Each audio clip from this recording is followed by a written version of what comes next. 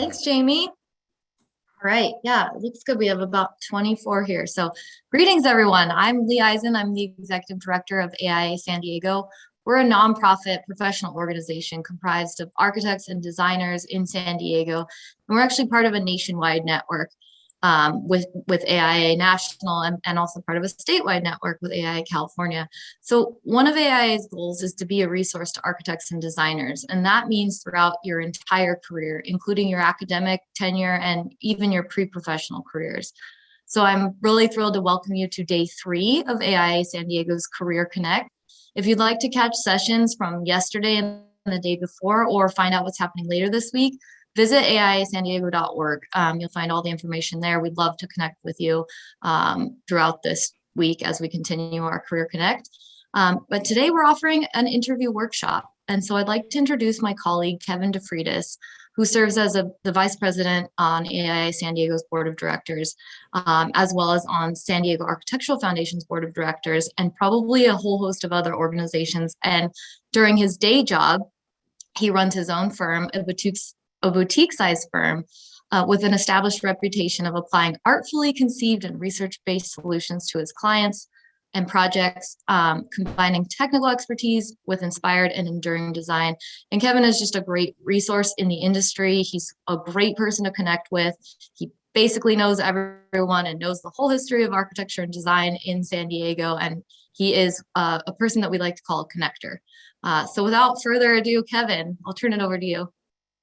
Thanks, Lee and Jamie. Thanks for joining us today. It should be a fun panel. We have some terrific panelists that are joining us, and I will just introduce them by name and let them introduce themselves. We have from the firm Rosalie Nakamura and Terada, Romel Elias, representing Ferguson Pate Baldwin Associates, Gina Renger. From Helio, we have Barbara Leone, and Ware Malcolm, Brian Cosley. So if you each just want to take a minute to introduce yourselves and share a little bit about your background, and then we can jump right into it. Let's start with Romel. Hello, everyone. Thanks for joining us today. My name is Romel Elias. I'm a managing principal at R&T Architects here in San Diego. I've been an licensed architect for about 15 plus years or so, but I have been practicing architect for over 25 years at this point. As an architect, a lot of us go into different reasons into this profession, but for me, I think one of the main reasons really, it allows me to express and explore ideas, and it's one of those professions that you will never stop learning. So I think that's really one of the reasons that I've got into it, and I hope, and I'm sure each and every one of you have those same thoughts. So welcome to all of you. Tina?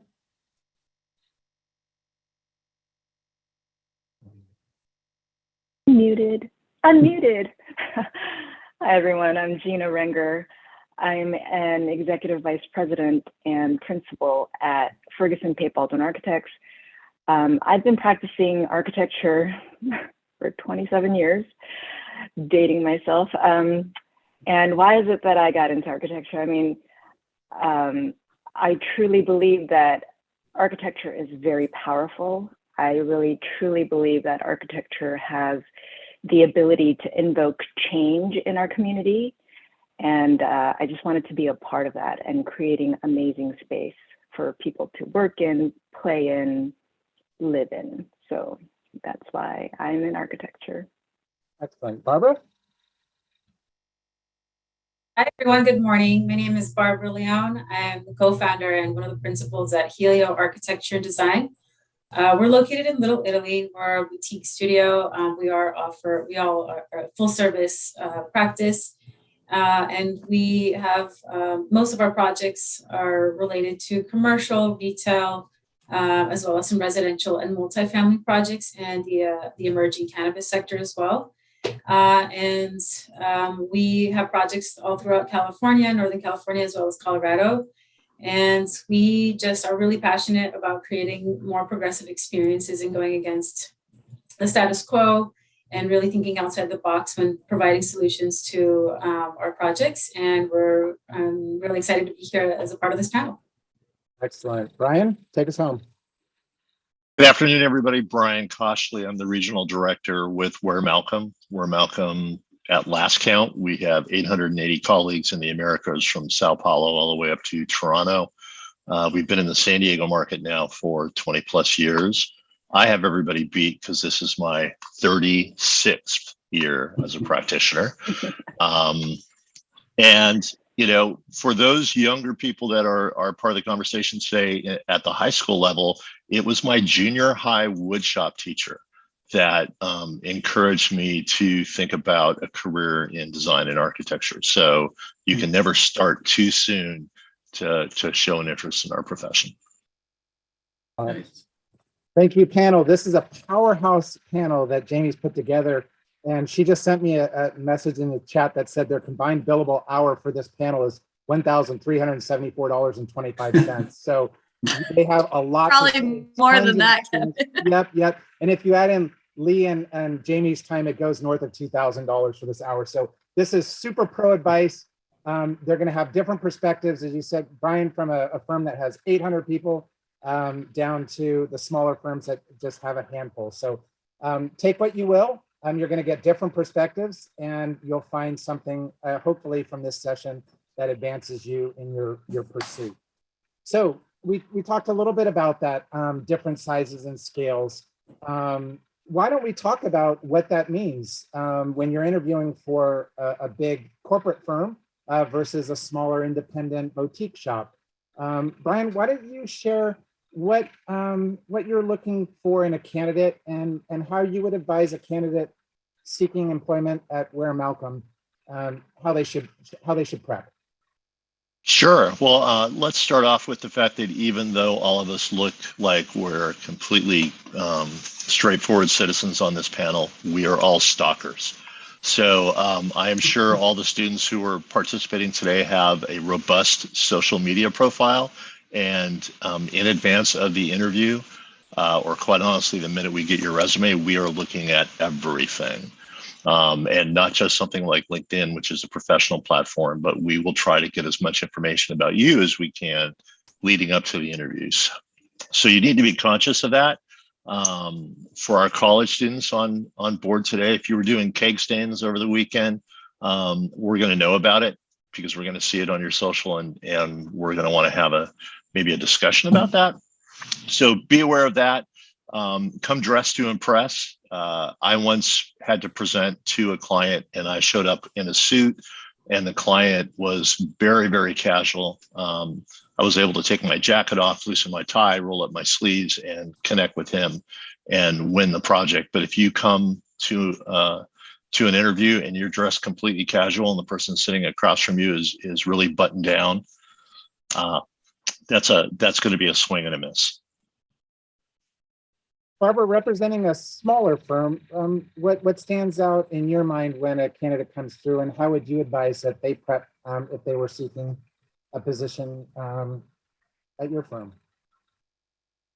Yeah, I would say when we get a candidate or when we interview candidates, we really appreciate when, that they don't just submit and apply and give us their CV and portfolio, but we really appreciate when they do the research on us too, to see how that they've invested time to see how they could be a good fit and that they can start a conversation with us and almost also interview us, because we don't see it as just a one-way interview. We like to see it as a two-way sort of a thing where it's almost like a date. We're both trying to find out about each other. And, we really appreciate when they ask, what kind of projects would I potentially be working on, which I think they're intuitive questions that we appreciate and that we think are excellent questions from a candidate to show that they're kind of, thinking about how they could actually fit within your firm versus just, here's what I do whatever you ask me whatever you want about it.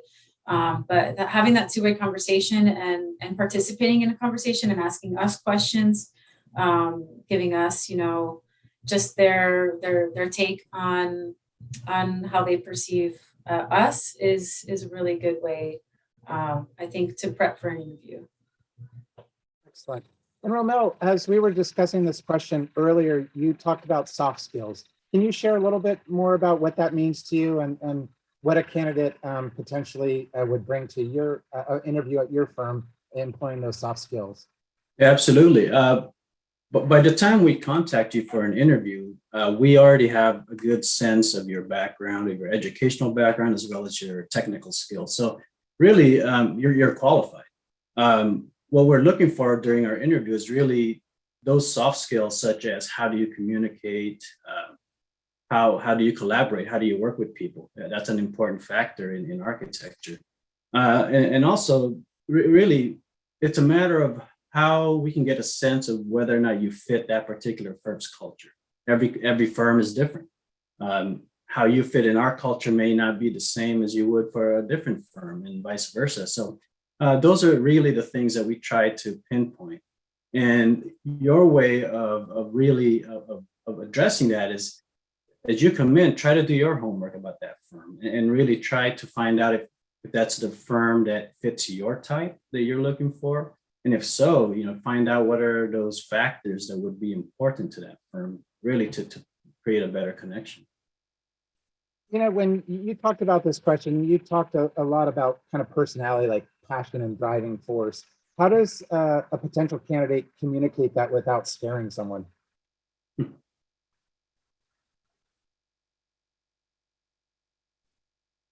Oh, you're muted. Oh, I didn't know if you were asking me, Kevin, sorry. I would say actually be prepared to answer a question that seems very broad, that says, tell me a little about yourself, and do you have any questions? That's going to happen a lot in interviews, believe it or not. We want to know about you, and so be prepared to tell us a little bit about yourself and help us see how you fit into our organization. And when I ask, do you have any questions? Be prepared to ask questions, because that tells me that you are really engaged in this interview process and that you really are curious about the firm and not just looking for a job. Because we can hire a lot of people. There are people out there looking for jobs. But when I say, tell me a little about yourself, tell me something that makes you stand out, or be prepared to ask questions either based on the conversation we just had, or just general questions that you have about the firm. But this is my caution. Don't say, so what kind of projects do you work on? I mean, that is a nail in the coffin, because I expect that, just like Barbara said earlier, I expect that you would have done some research ahead of time. And that's what we want to see. Then I think the theme that's coming up over and over is being prepared. And unlike when most of us on this panel interviewed, firms really didn't have that much access to information about us, although we were able to find information about them as more one-sided. But to Brian's point, it is more of a two-way street these days. And you can find out a lot of information about potential interview questions. Arc Daily, if you just pull up Arc Daily and say interview questions, there'll be 5 or 6 different sets of probably 20 questions where you can practice the most typical and asked questions. To Gina's point, the questions have to be thoughtful in return. They want to know that you've done your research, like Romel says. You don't show up and just go, well, what kind of work do you do here? If you show up like that, it shows you do not care. And I think Barbara said it a little bit. This is very analogous to dating. You want to make a good impression.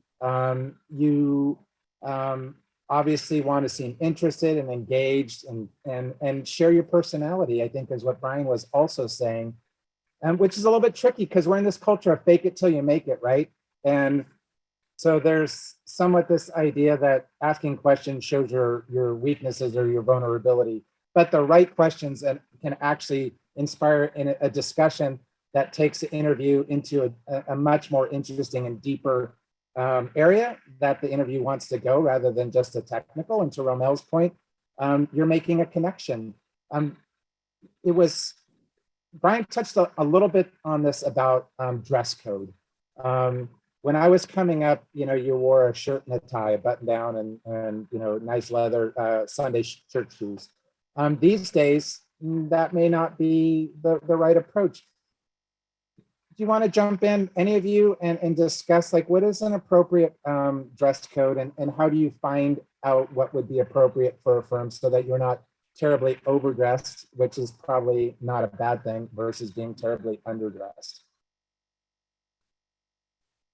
And this is a free for all, so jump in. If you come in person, don't wear heavy perfume. Don't put on a lot of perfume. I just remember this one. A lot of, strong odors. It seems to be distracting. That's one thing I'll add, but I think others have some other things to say about dress code as well. I think knowing your audience and really trying to understand what culture that firm happens to be. Brian touched on it earlier. You could never be overdressed, but you could certainly be underdressed. It's much easier to be professional and dress apart and be professional rather than being underdressed. So I think just know your audience. Right. So wearing Hawaiian shirts and flip-flops are probably not appropriate, right? On Hawaiian Fridays, it is. There you go. Hawaiian shirt Fridays, we had that at FPBA, but anymore, I think given the sort of hybrid work culture that a lot of us seem to be adapting coming out of the pandemic, as we call it, I'm starting to train myself back into hard pants, the ones with buttons and zippers and such. And so I don't see us kind of going back to the office, dressed to the nines with the stilettos. I mean, if you're into stilettos, or, the hard pants and the, button-up shirts. We find that anymore, we're a lot more casual. But having said that, there's an appropriate kind of casual and not appropriate kind of casual. Maybe flip-flops are a little, too casual. I'd say sneakers are fine. I mean, I go in sneakers or, Vans or whatever.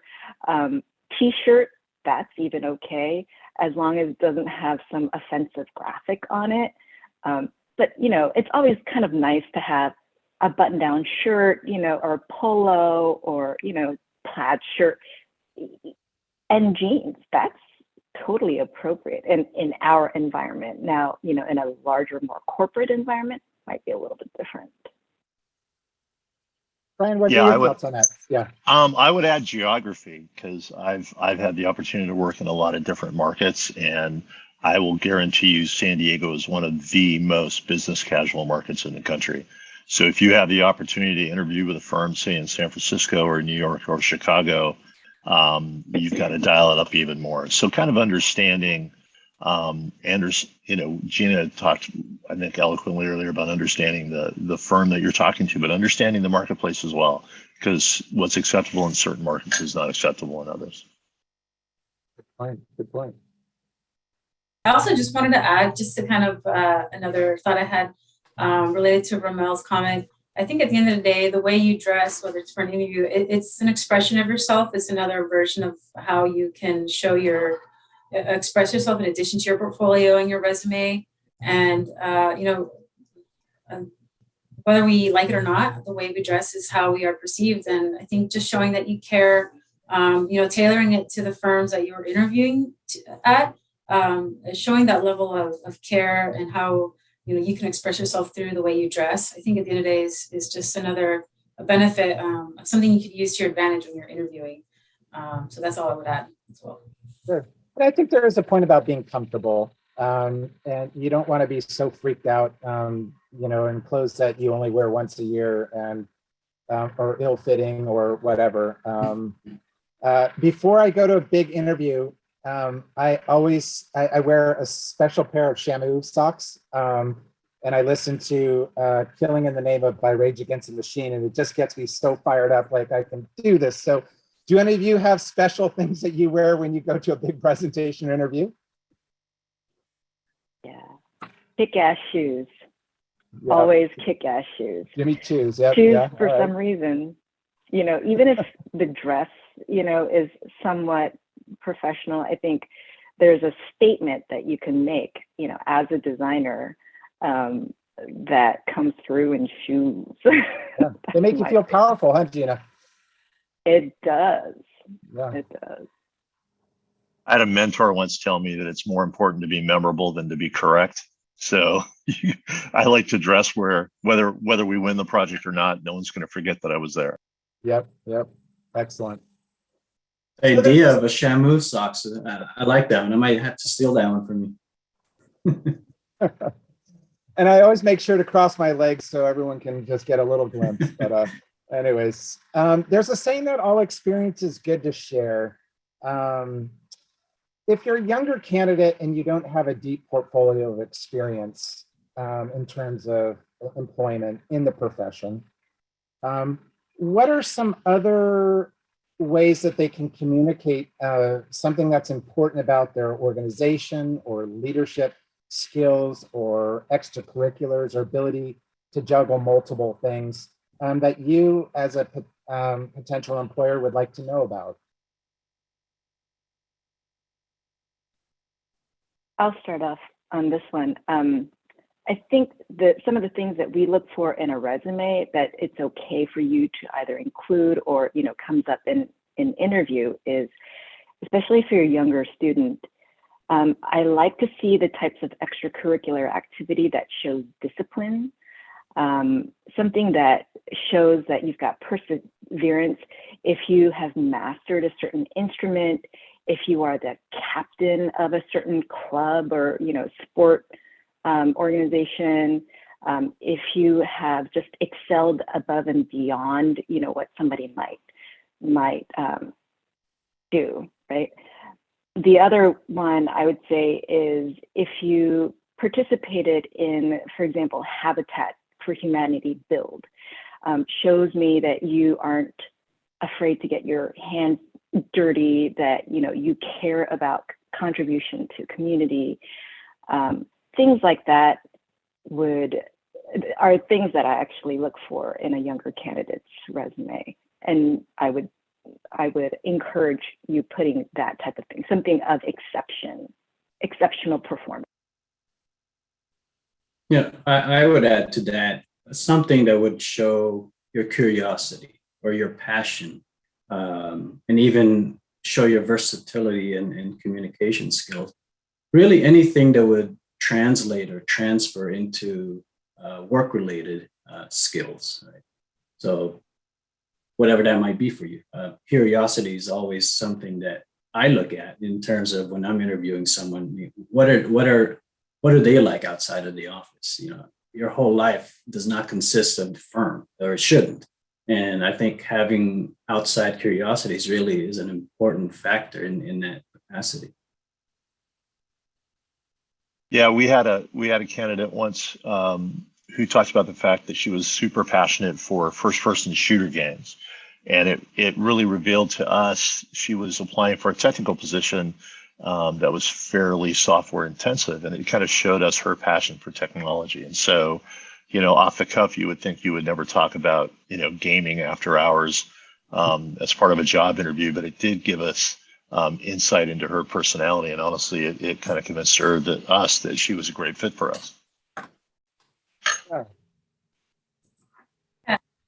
In addition to what everyone else has mentioned, on the creative side, I think for younger students that don't necessarily have anything that looks like an architectural drawing or rendering or anything remotely architectural, things that show their creative side can definitely help interviewers get a sense of their abilities in addition to their extracurricular and leadership skills.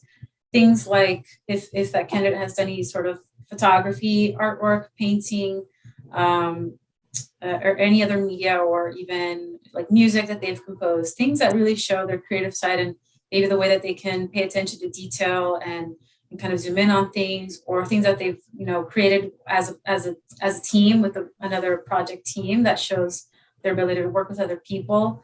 If you've made like things with their hands, taking a good photograph of it, just simply maybe finding a good blank wall and some good natural diffused sunlight and taking a great photo of that is something that you could also put in your portfolio if you don't have things like an architectural, more architectural work. And I know that when I was in high school, I really enjoyed painting. I was really into watercolor painting and hand drawing buildings around me. So I took, really good care to try to scan those and present them in a way that really showed, how you can, show that detail in something that you put your heart and soul into. So those type of things would be good as well to show. Excellent. So we kind of talked about preparing for the interview, knowing about the firm, where you're going, so that you can engage them on questions about their practice and how you can fit into it and your opportunities there. We've talked a little bit about attire and dress and just presentation. The next question I wanted to ask you is about portfolio. This is usually the typical way where you're showing your work. And again, like the last question, if you're young and up and coming, your portfolio is going to be mostly school projects. And so how do you convey, back to Romel's point of like kind of who you are? There's a vibe, there's a firm culture, and they're trying to see how you fit into that. So if we could talk a little bit about portfolio, what you like to see in a portfolio, what strikes you as maybe if you could each think about a really memorable portfolio that you saw and it just really made an impact, because you looked at tens, hundreds, who knows how many. And so I'll start this off. The most impactful resume I ever saw was this kind of a middle-aged person that was seeking an employment. And he sent me his resume, and it was, he had gone to design school, but in his 40s. And the bulk of his portfolio was about building custom canoes. And it was the most stunning resume I've ever seen. He had process photos of the canoes and making them that highlighted his carpentry skills, his attention to detail. The objects that he were making were beautiful with multiple inlaid woods, and even highlighted his photography skill. It was so impressive, and it didn't have anything to do with architecture. And I've never forgotten the resume. I still have it. So it communicated a lot of these skills without showing a single building, a single section, or a floor plan. So maybe now that I stalled for a few seconds, if you have a moment to think about a resume or a portfolio that really jumped out at you. Romel, can we start with you? Sure. Before I get to my favorite portfolio, I think as a guide or as for people, especially who do not have a wide range of experience, I think one of the things that I look at often in a portfolio is really the graphic nature of it, the composition of it, not necessarily the content or the technical aspects of it. So, for example, these days, anyone can create fantastic renderings, and everyone has the tools, and we all know them. But how you compose that, how does it look? And I think that's one thing that will really show the interviewer what type of design, what quality of work you possess in terms of how you're looking at it graphically. So that's one thing. As far as one of my favorite examples, and this is kind of contrary to what I just talked about, was we actually had this person come in, and she had these fantastic hand-drawn renderings. And obviously these days that doesn't happen very often. So we kind of skipped through all her typical rendering, her graphic renderings, all her Revit work, all that stuff, and kind of just focused on these hand drawings, even though as a firm, we really don't do that very often. And we were just kind of sitting around oogling over it. And she was getting nervous because she was like, well, I can do Revit, I can do CAD, I can do, Rhino, I can do all that. Like, we understand that, but this is something unique that we don't, always see. And it was something that was fascinating. So something like that, something of a surprise that kind of shows your skills, along with really, like I said, creating or showing your composition nature. I think those are the two factors that I typically look at. Terrific. Barbara, is there a resume or portfolio that jumps out in your mind as especially memorable, either good or bad? I guess I do have kind of both, but just recently, one of the portfolios that we saw recently, when we took a look at it, it just was like, yes, this is exactly like what we like to see in it. And the type of portfolio that it was, this person showed a project, and the way that they described it, we really appreciated that it was concise, and it wasn't one of those portfolios where they literally just put all the images that they ever created or all the work that they ever did and just put it on these repetitive, not repetitive, but we appreciate when something isn't so long and you don't have to show every single thing you did. You can sort of curate that project and distill it to the most important and kind of thrilling and exciting parts of that project that also help explain it and explain your process through it. And not only that, but we also really appreciate when we see your graphic design on it, the care that you take into the graphic design. It looks that to us, it seems, it really explains that you're taking care to explain it, through hierarchy, through the type of fonts that you use, that you pay attention to that communication of your project. The way that you display the information, text that is next to each image, and having some explanation of what that image is without it getting too long. Just the way that this person really communicated the project, we thought was just so concise and really just brought the project to life. And it didn't get overbearing and get us kind of uninterested in the project after they were flipping through it. We have had some, seen some portfolios where they just keep, showing us more and more, and it starts to kind of get lost. So that's what I think one of my tips would be is, we would really like to see that in a project and a portfolio. Brian?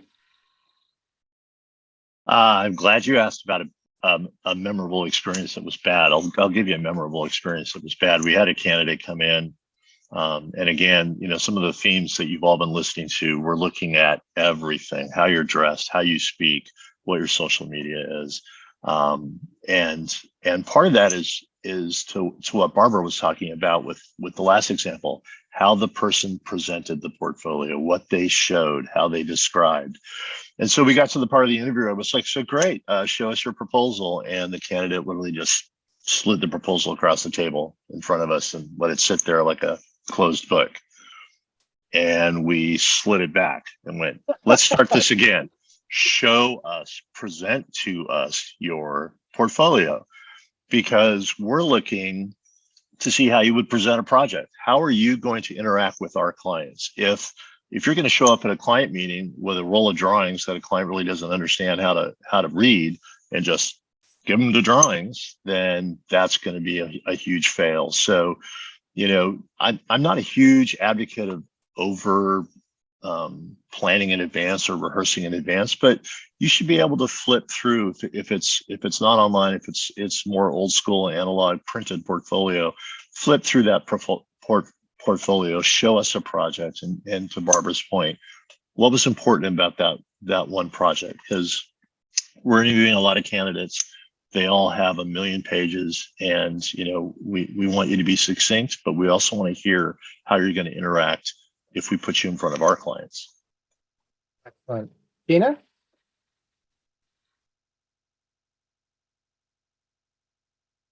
There I go again, me and my muting. I would say that anymore, so much of the portfolios that we get are digital, right? And the quality of a lot of rendered images, for example, all kind of come through the same. If you can apply soul to a rendered image, more power to you. But having said that, I think somebody else kind of mentioned this. We gravitate, toward things like furniture design. If you made furniture, if you took a really amazing photo of, a hike or something, during your travels, if you captured architecture really beautifully, if you can somehow show individuality, I think that's important anymore, because like I said, so much of the portfolios that we receive are digital. And then I think Barbara kind of mentioned the word curate. I think that's important too, because just because you have a sheet doesn't mean that you have to cram that sheet with as many images as it will fit. Sometimes it's the white space that is just as important to kind of highlight the specialness of the image that you place on the sheet, or maybe there's a money shot that you really want to place on the sheet. It doesn't mean that you have to cram that sheet with as many images as you have. And I used to say this to my students back in the day. Just because you have 15 projects you can put into a portfolio does not necessarily mean that you should. Really be selective about the project that you want to show in your portfolio. And when somebody says, please present your portfolio, don't point to a section and say, here is my section, because we know it's a section. So it is about presenting your project in a very positive light. So show individuality, show something that shows something tangible, I would say. For me, that's important anymore, something that has a little more soul. Excellent. So to Gina's point, if you do a digital portfolio, and that's really, really common these days, I'll get them in my email box and they're like 32 megs, and nothing makes me want to hit delete faster than getting a 32 meg file. So make sure you shrink it down and compress it, because they're getting a bunch of, and if you're stuffing their email box with really large files, it will frustrate them. So you don't want to frustrate your potential employer from the get-go, because you'll do lots of things later that will achieve that well. To Barbara's point, curation is so important. I've gotten resumes before that had hand drawings that looked like they were done by a drunk epileptic. And so there's no point in trying to show diversity of skill if you don't have diversity of skill. Fewer projects, a little bit like this idea of like burlesque, leaving things to the imagination is powerful. So don't, as to Gina's point, show all 15 of your student projects back to your first year. Select out the 2 strongest and show those, and even the best images from those 2 projects is much more powerful and compelling than showing everything.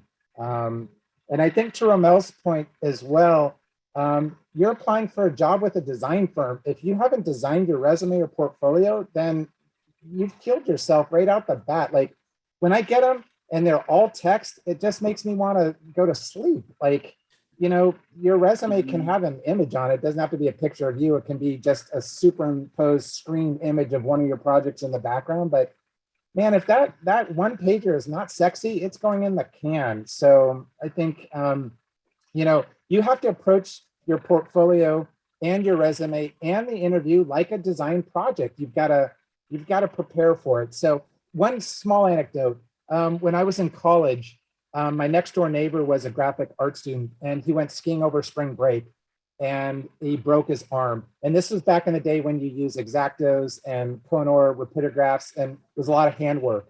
And he was like, crap, like I'm just going into interview season. My arm is going to be in a cast for 8 weeks and I'm hosed. And then he had this idea that he made casts of his non-broken arm, and he made 4 of them. He cut them in half, hinged them, put his resume inside of them, and mailed the cast to the firms that he was most interested in. And he got 4 offers out of 4 casts, because it was like a little jewel box. Like anyone that was going to go through the effort to break open that cast was going to read what's inside. You spam 500 resumes to 500 firms, and probably only 10 of them will ever see a human's eyes. So he found a really creative way of taking what was unique to his circumstance and making it compelling, so someone was going to look at his work. You're trying to stand out, not in a bad way. So On to the next, and kind of our final question here before we open it up, because I think it'll be most interesting to hear questions from those attending. But you've heard about this whole idea of an elevator pitch where you basically get in an elevator and you have a couple floors, is 30 seconds maybe, to make an impression, to share your ideas, and to pique a little interest.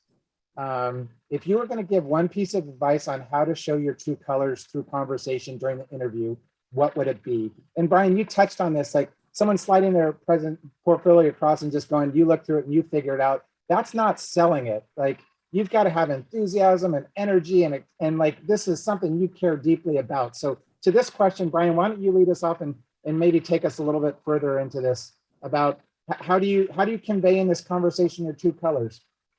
Well, you use my favorite word, Ken, which is sell. You're selling yourself. So why should we hire you? What are the pertinent facts behind your experience, who you are as a person, that makes you a candidate that we want to extend an offer to? And, to a certain extent, I had this interesting experience. So, a leader in our organization had a son who was interested in architecture. And so that son came in, and I was interviewing this child of a colleague to see if they would intern over the summer. And I sat in the conference room with this young boy for almost an hour, and he never made eye contact with me once. It was like he was looking everywhere but at me when we were talking. And I don't know how you go back to a colleague that you work with every day and say, I don't know that we can extend an offer to your child, because they can't even hold a conversation. So again, recognizing that as we're evaluating all these different aspects, and at this point, as we're closing up on top of the hour, you're all probably like, oh my gosh, I have to do everything perfectly. But, basic interpersonal skills, which, for the last 2.5 years at staring at these cameras and looking at everybody on screen, all of us have started to lack a little bit. Focusing on that, I think, is key. Excellent. Barbara? I would say, as part of an elevator pitch, if someone had, just a very limited time to really portray themselves, in addition to what Brian said, you're selling yourself. I think I would appreciate is just, seeing what makes someone passionate about architecture, and also what are their long-term and short-term goals. Like, maybe where do you see yourself in 5 years? At the end of the day, you're not just applying for a job.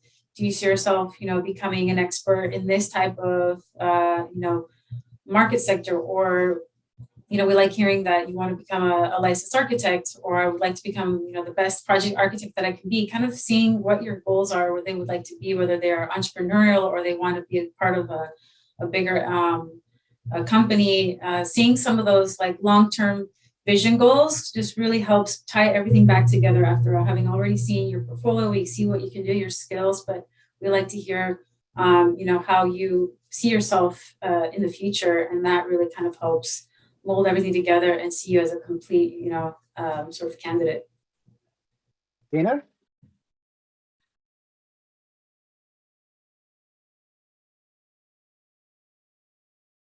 I swear, I get bingo, right? Because I did it like 4 times. I would say that you have to do a little bit of homework when you're at the interview table and you're giving your elevator speech. I would start with why. I don't know how many people have read the book by Simon Sinek called Starting with Why, but the why is very powerful. And so if you can tell your interviewer why you sent your resume to them in particular and say, I really am passionate about the life sciences. We do a lot of life science work. I personally never became a doctor or a scientist because I can't stand the sight of blood, and I wasn't, frankly, very good at biology. But, it is a way, serving the life science community architecturally is one way that I feel like we're making an impact on treatment of rare diseases and things like that. If somebody comes to us and says that to me, I'll be like, you're hired because you looked at what we did. So start with why. Why did you send it to us? why are you sitting in front of me? There are times that I ask people, why are you in architecture? And they'll say, well, I like to draw. And I said, okay, well, you could be a graphic designer, you could be an artist, you could be a lot of other things. Why architecture? And I'd like for a person to be able to express why they are in architecture. It's the why, right? I'm really, truly curious about the why of a person. And that's one way you can stand out. That's really powerful. Years ago, Senator Ted Kennedy, who was JFK and Robert Kennedy's younger brother, was running for president. And it was a televised debate. And the moderator asked him, why do you want to be president? And he froze. And there was a long pause. And it was like, it was stunning. It basically, he dropped out of the race 2 days later because he wasn't able to ask that very compelling why question. Like, why are you doing this? Why do you want this job? And he couldn't answer it. And so I think that's really terrific, Gina. Romel, do you have any thoughts on just that one piece of advice that a candidate could show their true colors kind of in this elevator pitch format where they just have a few seconds to throw a few things out there that maybe creates a hook? Yeah, I think regardless of your message and whatever it is you're trying to convey, I think it's critical that you're genuine about it and that you're honest about it. However you convey yourself, that has to be true, and don't misrepresent any facts in terms of whether it's your skills or your interests and so forth. Because if you do, I mean, it's going to come out, right? And you're going to be hired, and those things will come out, and you're just wasting everyone's time. So I think be true to yourself, and also understand that not every opportunity, not every interview will result in success. And maybe it's because it's not the right firm for you, or you're not the right fit for that firm, regardless. But you will find that right firm. And I think the best way to find that is to be true to yourself and communicate that same truthfulness. Yeah, authenticity, that's so important. And it may not be the right firm this year. You may work and land somewhere else, and then it may be the right firm down the road. So it's a small community, and you'll make connections and contacts, and those people will leave certain firms and show up at other firms. And so you never really know. It's like a family tree in a sense. And so it is based a lot on relationships, but I think that's a terrific point. One of my first jobs, they asked me to do something, and they kept yelling at me that I was doing it wrong, and they never trained me. And I said, how would I know how to do this? And they said, we thought you knew how to do it based on, who we thought you were. And so there was a disconnect. I wasn't able to ask, and they didn't tell. And so, we weren't successful till we figured that out. So that's a terrific point. There's not an expectation that you can do all those things. And when I get those resumes, like, where they have the little 9 stars or 10 stars, and like my Revit skills are 9 out of 10, and my MS Word and Office Suite skills are 8 out of 10, and I can, launch NASA rockets and all this stuff. I'm like, really? Like, I've been doing this a long time, and I can't do any of those things. So, you're fresh out of school. There's not an expectation that you can do those things. And to Romel's point, maybe bluffing will get you into more trouble. So I do think that's a terrific point. Jamie, since we're kind of at that time with about 10 minutes left, do you want to open it up to some questions, and they can just ask the panel directly, and we can have some fun here? Yeah. I have not seen any questions in our virtual chat. If anyone has any. Oh, wait, no, we have one right here from Anasia. How do you view a candidate with an employment gap in their resume? Brian? Yeah, I'll take that one. To the point that was made earlier, talk about it. If we're going to see it, so it's if again it didn't stop you from getting the interview if you get to the interview. So obviously it wasn't of a major concern, but it's going to come up, and you just need to be prepared that's going to kind of come up, and just be completely honest and straightforward. Again, to Kevin's comment, being less than transparent and authentic, it's just going to backfire on you later. And so if you needed a gap year, if if you needed to step away because the pressure was too much, if there was a personal situation in your family, share as much as you're comfortable with, but be honest and forthright about it. I also want to add, just kind of on a tangent on that, on what Brian just mentioned.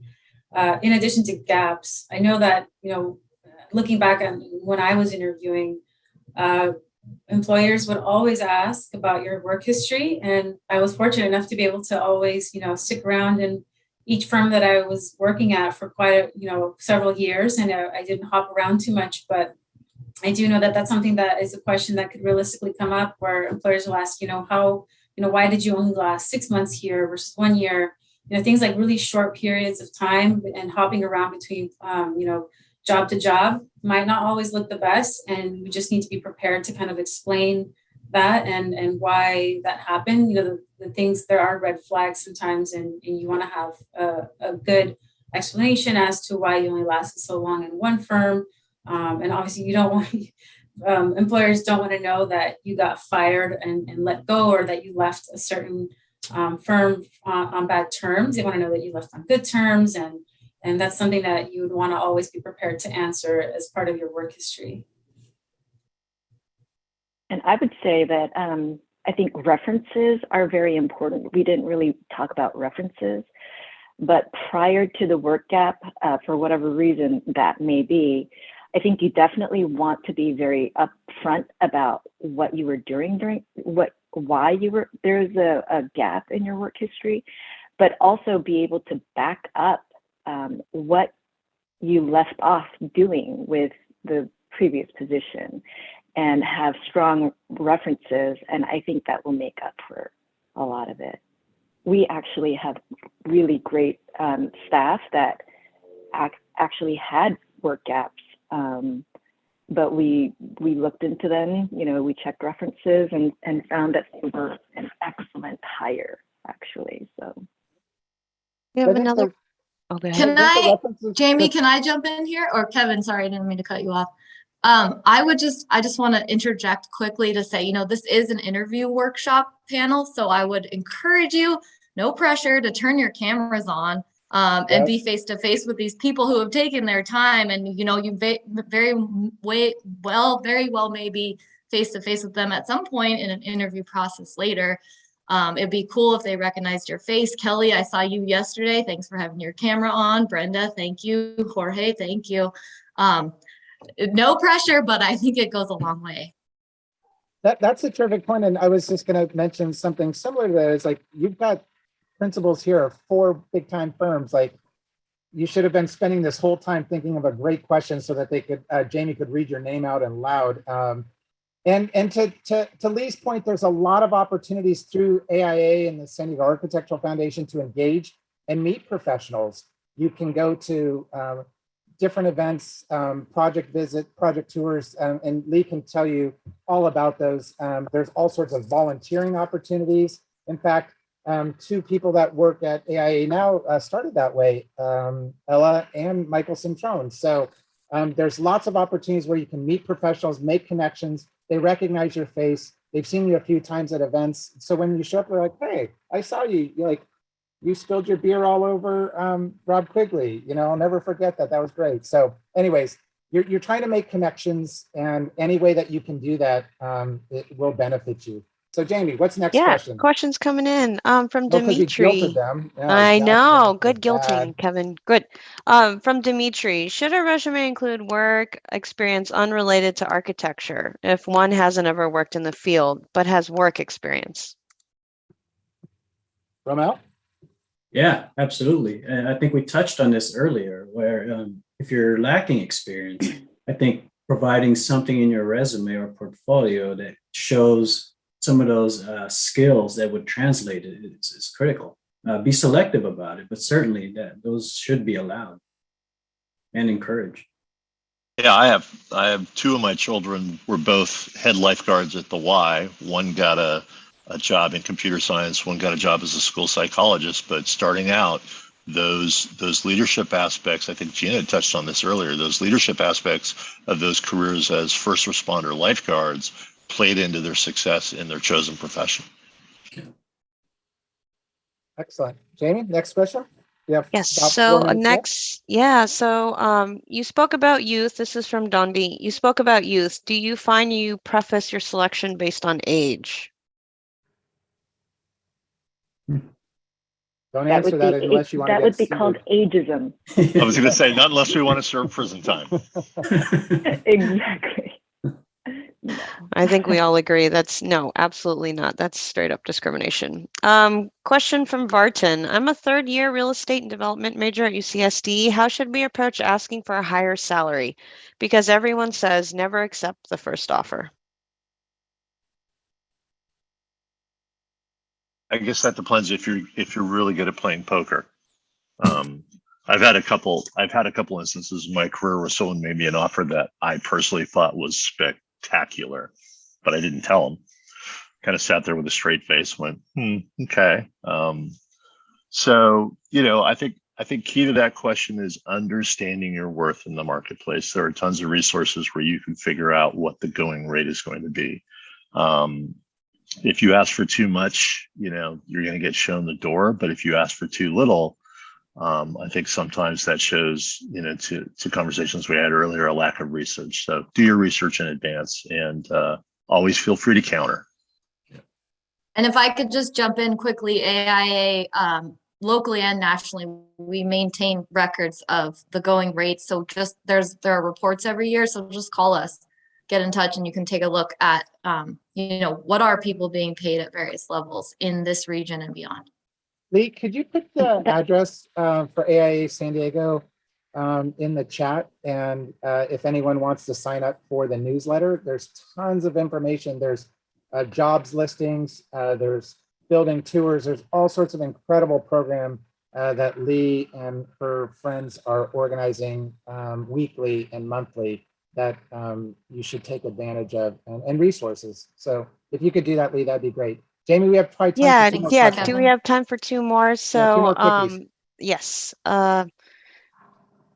Okay, so from Angelo, on a resume, which is better to be listed as date of completion, the years attended in college or the year when one obtained their degree, when it was a matter of a few months to a couple years after one has graduated from college due to gathering hours of work or experience for NCARB? I would say, I tend to mostly care about the year that someone graduated. I don't need to, know the entire or the exact years, unless there was, some reason that person had to take a large gap. Maybe they stopped to work in their fourth year, and then they worked for 3 years, and then they went back and completed it in the fifth year. But something like, unless there was anything, a specific reason as to why there was a later graduation date, maybe that's something you can just bring up during your interview and just mention that, I worked for 3 years before I finished before I graduated, but I tend to look at the year that someone graduated versus, the exact range. Yep. Excellent. Jamie, next question. Yeah, and probably this is our last one. So from Brenda, on your experience, are firms open to hire people that studied outside of the U.S.? Is it common for firms in San Diego to hire with students with work visas? Yeah, absolutely. Yeah. And we have quite a few of them actually in our office through the years. And that's something that we promote specifically just because we love to have the diversity and different experiences. So speaking for our firm, absolutely. Excellent. Well, I hope that this was a fruitful hour for everyone and you learned some things and some takeaways as you launch into this process. I think the themes were be prepared, do your research about the firm and what kind of work they do and the people that work there. Engage with your peers, find out information that you can. A lot of it happens from a personal reference. If you know a friend who worked at this firm, you know someone, if they can make a connection or get your resume put at the top of the pile, that actually helps. I think to Romel's point, be your authentic self. And I think, lastly, firms are so slammed right now that even if you completely suck, you will probably find a job. So the trick is finding the right job that's for you. It's out there. once you get going, you will find out that you know much more than you think that you do. And you will also learn that you probably know a lot less than you think that you do. And that's what makes the profession really quite terrific and rewarding.